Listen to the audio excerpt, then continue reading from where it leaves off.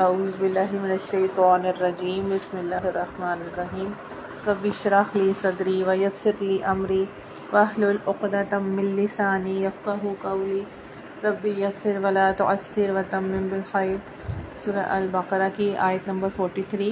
اللہ تعالیٰ فرماتے ہیں وَأَقِیمُوا الصَّلَاةَ وَآتُوا الزَّکَاةَ وَارْکَعُوا مَعَ الرَّاکِعِینَ، اور نماز قائم کرو، زکوٰۃ ادا کرو، اور جب اللہ کے حضور جھکنے والے جھکیں تو تم بھی ان کے ساتھ جھک جاؤ۔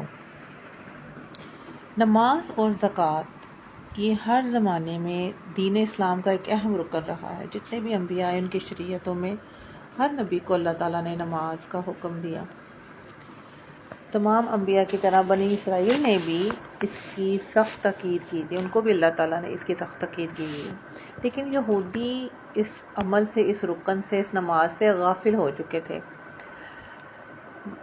باجماعت کے نماز کا جو انتظام تھا، سسٹم تھا، ان کے ہاں تقریباً درہم برہم ہو چکا تھا، کوئی کنسیپٹ ہی نہیں تھا کہ نماز جماعت کے ساتھ پڑھنی ہے۔ قوم کی اکثریت جو تھی وہ انڈیویجول نماز کی بھی اس کو ختم ہو چکی تھی، پریکٹس چھوڑ دی تھی۔ جیسے آج ہم مسلمان ایک گھر میں اگر 10 افراد ہیں، کتنے لوگ نماز پڑھتے ہوں گے؟ 2 4۔ تو انڈیویجول لیول پہ بھی ہم دیکھتے ہیں کہ ہمارے گھروں کے اندر نماز کا کوئی کنسیپٹ نہیں ہے، کوئی پریکٹس نہیں ہے، اور مسجدوں کے جو تعداد ہوتی ہے وہ صرف جمعے کی نماز میں ہوتی ہے یا رمضان میں تراویح میں۔ عام روٹین میں مسجد میں ہم چلے جائیں تو ایک آدھ صف ہی ملے گی ہمیں، باقی تو ساری صفیں خالی پڑی ہوتی ہیں۔ تو بنی اسرائیل کی طرح آج مسلمان قوم بھی اسلام کے اس اہم رکن کو چھوڑ چکی ہے، ترک کر چکی ہے۔ اب یہ لوگ سود بھی کھاتے تھے، زکوٰۃ نہیں دیتے تھے۔ رکوع تو یہود نے نماز سے ویسے خارج کر دیا تھا، یعنی نماز کا جو طریقہ تھا نا، اس میں یہ لوگ رکوع نہیں کرتے تھے۔ قرآن نے یہاں یہود کو ان احکام کو جو توجہ دلائی ہے، اس کا مطلب ہے ان کا اللہ تعالیٰ کہہ رہے ہیں کہ ان کو دوبارہ سے ریوائیو کرو، ان کو زندہ کرو، ان چیزوں کو اپنے مذہب سے جو تم لوگوں نے خارج کر دی ہیں۔ اس بات کی طرف اشارہ بھی کر دیا کہ اللہ تعالیٰ نے یہ 2 احکام جو ہائی لائٹ کیے ہیں اس آیت میں، اللہ تعالیٰ یہ بتا رہے ہیں کہ انہوں نے اللہ تعالیٰ کے ساتھ جو عہد کیا تھا، اس کی جو بیسک جو بنیادی تعلیم تھی نماز اور زکوٰۃ کی، وہ تو انہوں نے بالکل ہی ختم کر دی ہے۔ تو اللہ تعالیٰ نے ان کی یہ چوری ہائی لائٹ کی ہے، ٹھیک ہے۔ اب انہیں یہاں پہ حکم دیا جا رہا ہے کہ آخری نبی پر صرف ایمان لانا تمہارے لیے نجات کے لیے کافی نہیں ہے، بلکہ تمام اصول جو اسلام کے ہیں، دین کے، جو نبی پاک صلی اللہ علیہ وسلم کے ہیں، جو وہ شریعت لائیں، اس میں ان کی پیروی لازمی ہے۔ اب نماز بھی آپ صلی اللہ علیہ وسلم کے طریقے پہ پڑھنی ہے، اللہ تعالیٰ کہہ رہے ہیں کہ جس میں رکوع بھی ہو اور جو باجماعت ہو، اپنے عہد کے مطابق نبی صلی اللہ علیہ وسلم پر ایمان لا کر یہ تینوں کام اہتمام سے کرو، یعنی نماز قائم کرو اور زکوٰۃ ادا کرو اور جھکو، جھکنے والوں کے ساتھ۔ یہاں رکوع کی بات ہو رہی ہے کہ نماز میں جو تم لوگوں نے رکوع کا رکن خارج کر دیا، نہیں، نبی کے طریقے پہ نماز پڑھنی ہے، جیسے نبی امامت کروا رہے ہیں مسلمانوں کو نماز کی۔ تو اس آیت سے باجماعت نماز کی تاکید ظاہر ہوتی ہے کہ کتنی امپورٹنٹ چیز ہے نماز۔ نماز کے متعلق قرآن نے واضح کر دیا کہ سب سے پہلی چیز جو یہود پر فرض کی گئی تھی وہ نماز ہے۔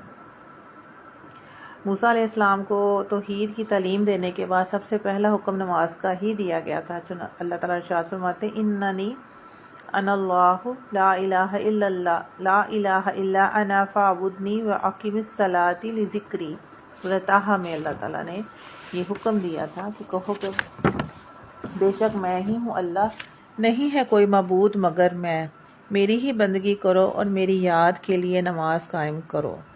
اسی طرح سورہ یونس کی آیت نمبر 87 میں بھی اللہ تعالیٰ نے فرمایا کہ ہم نے موسیٰ اور اس کے بھائی کی طرف وحی کی کہ تم اس قوم کے لیے، اپنی قوم کے لیے مصر میں گھر مقرر کر لو اور اپنے گھروں کو قبلہ بناؤ اور نماز قائم کرو۔ امین آیات سے تو صاف واضح ہو رہا ہے کہ یہود کی جماعت بندی سب سے پہلے نماز باجماعت کے ذریعے ہوئی تھی، اللہ تعالیٰ نے کی تھی، لیکن اس کی اہمیت بعد میں انہوں نے بالکل اپنے دین میں ختم کر دی تھی، اپنی ذاتی اغراض کی جیسے، کیونکہ رب سے دور تھے، دین سے بھی دور تھے۔ اب نماز کی اہمیت کے بارے میں نبی پاک صلی اللہ علیہ وسلم کی اگر ہم احادیث کو دیکھیں، اس کی روشنی میں بھی تو ہمارے سامنے حدیث آتی ہے کہ آپ صلی اللہ علیہ وسلم نے فرمایا کہ اس ذات کی قسم جس کے ہاتھ میں میری جان ہے، میں نے ارادہ کیا کہ ایندھن کا حکم دوں۔ ایندھن کس کام کے لیے آتا ہے؟ آگ جلانے کے لیے۔ وہ اکٹھا کیا جائے، پھر نماز کا حکم دوں، اس کے لیے اذان کہی جائے، پھر کسی آدمی کو حکم دوں کہ وہ لوگوں کی امامت کروائے، پھر میں ان آدمیوں کی طرف جاؤں جو نماز میں حاضر نہیں ہوتے، یعنی جو نماز کے لیے نہیں آتے، اور ان آدمیوں سمیت ان کے گھروں کو جلا دوں، آگ لگا دوں۔ یہاں سے اندازہ لگائیں کہ نبی پاک صلی اللہ علیہ وسلم کتنا غصے کا اظہار کر رہے ہیں۔ اب یہ حدیث نماز کی امپورٹنس کو کتنا ہائی لائٹ کر رہی ہے۔ اور اگر آج نبی پاک صلی اللہ علیہ وسلم آ جائیں ہمارے بیچ تو سوچو کوئی گھر ایسا ہوگا جس میں آگ نہ لگی ہو؟ یہ تو وہ حکم سب کے لیے دے دیں۔ ہم نے نماز کو بہت ہلکا لیا ہوا ہے۔ آپ صلی اللہ علیہ وسلم نے فرمایا کہ جو شخص اذان سنے اور سن کر نماز کے لیے مسجد میں نہ آئے تو اس کی نماز نہیں، گھر میں اس کی نماز نہیں ہے، کیونکہ مردوں پہ جماعت کے ساتھ نماز فرض ہے، مگر کسی عذر سے، ہاں کوئی شرعی عذر ہو سکتا ہے اس کو، تو پھر۔ اب نماز کی اتنی اہمیت اور فضیلت کیوں ہے؟ سیدنا ابو ہریرہ رضی اللہ عنہ فرماتے ہیں کہ نبی پاک صلی اللہ علیہ وسلم نے فرمایا، ہر نماز اپنے سے پہلی نماز تک، جمعہ اپنے سے پہلے جمعہ تک، اور رمضان اپنے سے پہلے رمضان تک کے گناہوں کا کفارہ ہے، بشرطے کہ کبیرہ گناہوں سے پرہیز کیا جائے، یعنی ایک جمعے سے دوسرا جمعہ، ایک رمضان سے دوسرا رمضان۔ اگر آپ نے رمضان کے روزے ایمان اور احتساب کے ساتھ رکھے ہوں تو آپ کے پچھلے سال آپ کا گناہوں کی معافی ہے۔ اب ایک نماز اور دوسری نماز کے درمیان کتنا کو وقفہ ہوتا ہے؟ 2 گھنٹے کا ایک کا، جیسے اب یہ سردیاں ہیں تو ظہر، عصر، مغرب تو بہت جلدی آتی ہیں، اور عشاء بھی، اور فجر اور ظہر کے درمیان گیپ ہے۔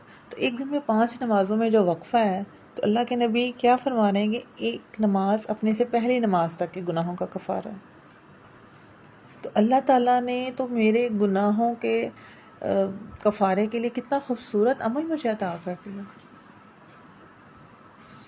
اسی طرح حضرت ابو ہریرہ رضی اللہ عنہ سے روایت ہے کہ نبی پاک صلی اللہ علیہ وسلم نے فرمایا، بھلا دیکھو اگر تم میں سے کسی کے دروازے پر ایک نہر بہتی ہو اور وہ اس میں ہر روز 5 مرتبہ نہائے تو کیا اس کے جسم پر کوئی میل کچیل باقی رہ جائے گا 5 دفعہ شاور لینے سے؟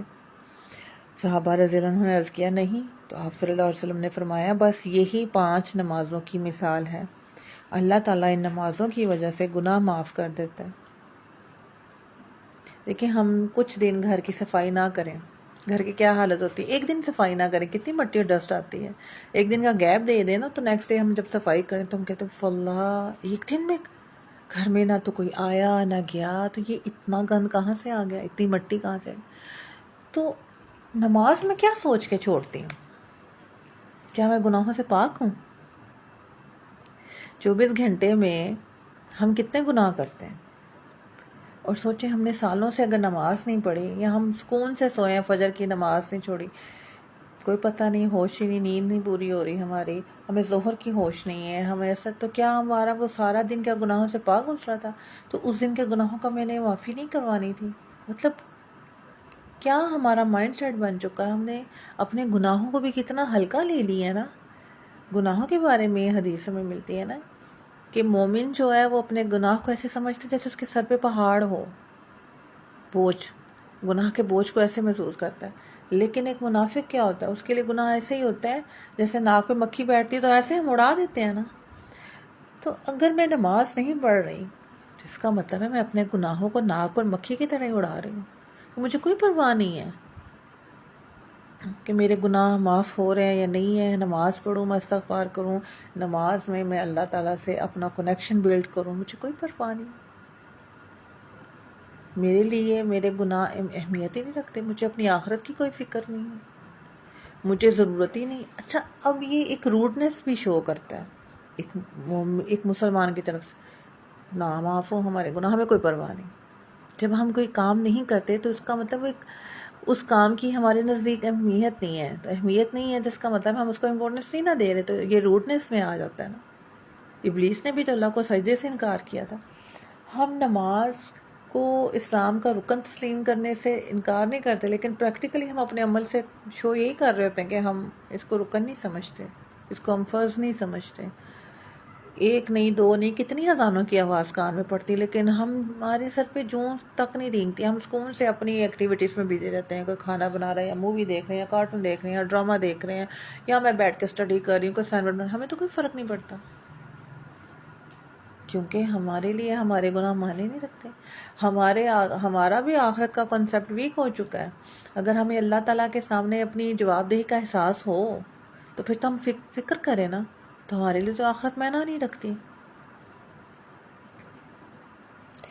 اسی طرح سیدنا عبداللہ بن عمرو بن عاص رضی اللہ عنہ کہتے ہیں کہ ایک دن آپ صلی اللہ علیہ وسلم نے نماز کا ذکر کرتے ہوئے فرمایا، جس نے نماز کی حفاظت کی اس کے لیے نماز قیامت کے دن نور، برہان اور نجات کا باعث ہوگی، اور جس نے نماز کی حفاظت نہ کی اس کے لیے اس دن نہ نور ہوگا، نہ برہان اور نہ نجات، اور قیامت کے دن وہ قارون، فرعون، حامان اور ابی بن خلف کے ساتھ ہوگا۔ کیونکہ وہ تو رب کو نہیں مانتے تھے نا۔ ابھی ہم بات یہی کر رہے تھے کہ روڈنس، تو فرعون میں کیا تھا؟ تکبر تھا نا، دنیا پہ مان تھا۔ تو نماز نے تو نجات دلانی ہے، تو اگر آج میں نماز نہیں پڑھ رہی تو میرے لیے اس دن کوئی نور نہیں۔ اچھا پھر دیکھو یہ نماز مجھے فائدہ کتنا دے رہی ہے، میں کیا دے رہی ہوں؟ یہ تو میرے اپنے فائدے کی چیز ہے، نماز تو میرے فائدے کے لیے۔ اور اس سے زیادہ بے وقوفی اور بد نصیبی کیا ہوگی کہ میں اپنا نقصان اپنے ہاتھوں سے کر رہی ہوں۔ دنیا میں رہتے ہوئے میں نے آخرت کے لیے ایک سودا کرنا ہے نا، تجارت ہے، یہ تجارت ہی تو ہے، لیکن ہم گھاٹے کا سودا کر رہے ہیں، سستی اور غفلت میں وقت گزار گئے۔ یہ جب ہمارا یہ جوانی کا وقت گزر جاتا ہے نا، جب ہم 45 کراس کر جاتے ہیں، پھر آہستہ آہستہ آہستہ جب انسان اپنی قبر کے قریب جانا شروع ہوتا ہے، بڑھاپے کی طرف جانا شروع ہوتا ہے، کچھ لوگوں کو تو تب بھی دنیا کی حقیقت نہیں نظر آتی، جیسے ہم نے سورہ تکاثر میں پڑھا تھا، الہاکم التکاثر حتی زرتم المقابر، کچھ کو فیل ہونا شروع ہو جاتی ہے اگر جسے اللہ ہدایت دے۔ تو یہ دنیا واقعی پانی کا ایک بلبل ہے، اور اب اگر اس سٹیج پہ بھی آج ہم جس طرح دنیا میں دیکھ رہے ہیں کتنے فتنے ہیں اور جو ظلم اور زیادتی، اور اس کے بعد بھی میری آنکھیں نہیں کھل رہی، اس کے بعد بھی میرے سامنے یہ دنیا، اس فانی دنیا کی حقیقت نہیں کھل رہی۔ میں اپنے ارد گرد ہزاروں لوگوں کو روز مرتے ہوئے دیکھ رہی ہوں، جلتے ہوئے دیکھ رہی ہوں، کٹتے ہوئے دیکھ رہی ہوں، تو کیا میں نے کوئی آب حیات پیا ہوا ہے؟ تو ہمیں بہت فکر کرنے کی ضرورت ہے، اور فکر جس دن میرے اندر آ گئی، پہلا سٹیپ نماز ہی ہوگا، رب کی طرف رجوع ہوگا۔ نماز کا حکم کیوں دیا گیا؟ نماز کا حکم اس لیے دیا گیا کہ نماز انسان کے اندر خشوع پیدا کرتی ہے۔ خشوع کیا ہے؟ یہ آپ کی قلب کی کیفیت ہوتی ہے، جھکنا اللہ کے آگے۔ خشوع کا مطلب ہے عاجزی آتی ہے نماز میں۔ جب آپ اللہ کے آگے رکوع کر رہے ہیں، آپ سجدے میں اپنی ناک زمین پر رگڑ رہے ہیں، آپ کے اندر عاجزی آ رہی ہے، آپ کی میں ختم ہو رہی ہے، آپ کا تکبر ختم ہو رہا ہے، آپ مٹی پہ سجدہ کر رہے ہیں جب زمین پہ، تو آپ کو پتہ چل رہا ہے اپنی حقیقت، میں تو اسی مٹی سے اٹھا ہوں۔ اور اللہ تعالیٰ نے قرآن میں فرمایا نا، اور نماز بلا شبہ گراں ہے مگر خشوع اختیار کرنے والوں پر نہیں۔ یعنی جن کے اندر خشوع ہے نا، ان کے لیے نماز پڑھنا مشکل نہیں ہے۔ یہ ہم سورہ البقرہ کی آگے والی آیات میں ہی پڑھیں گے، آیت 45 میں۔ ایسی اطاعت کرنے والے جو اس بات کا یقین رکھتے ہیں کہ مرنے کے بعد زندہ ہو کر انہوں نے اپنے رب سے ملنا ہے اور ان کو آخرت میں رب کے پاس جانا ہے، تو وہ ان کو جزا یا سزا ان کے اعمال کی دے گا۔ اس لیے وہ نہایت ذوق اور شوق سے پھر ایسے لوگ نماز پڑھتے ہیں۔ حدیث میں آتا ہے کہ آپ صلی اللہ علیہ وسلم کو کوئی پریشان کن معاملہ جب بھی پیش آتا تو آپ صلی اللہ علیہ وسلم فوراً نماز کی طرف سبقت لے کر جاتے، کیونکہ نماز سے اللہ تعالیٰ کے ساتھ تعلق کی جو قوت ہے نا انسان کے اندر، وہ پیدا ہوتی ہے۔ انسان کا تعلق اللہ تعالیٰ کے ساتھ جس قدر مضبوط ہوگا نا، اسی قدر انسان کی زندگی میں مشکلات کم ہوں گی. انسان کو مشکلات بھاری اور پہاڑ جتنی محسوس اسی وقت ہوتی ہیں جب اس کا اللہ سے تعلق کمزور ہوتا ہے. کیونکہ ہمارے سامنے نبی پاک صلی اللہ علیہ وسلم کی زندگی کی مثال ہے. صحابہ وہ کیوں مشکلات میں اتنے ثابت قدم ڈٹے رہتے تھے؟ کیونکہ ان کا اللہ سے تعلق مضبوط تھا نا. ہم کیوں تھوڑا سا سر میں بھی درد ہو تو گھبرا جاتے ہیں، تھوڑی سی مالی مشکل آ جائے تو گھبرا جاتے ہیں، کوئی اپنا چلا جائے تو ہم ڈپریشن میں چلے جاتے ہیں، کیونکہ ہمارا اللہ سے تعلق کمزور ہے، ہماری سیلف اسٹیم لو ہے. جس انسان کا رب سے تعلق مضبوط ہوتا ہے نا، اس کی سیلف اسٹیم بھی ہائی ہوتی ہے.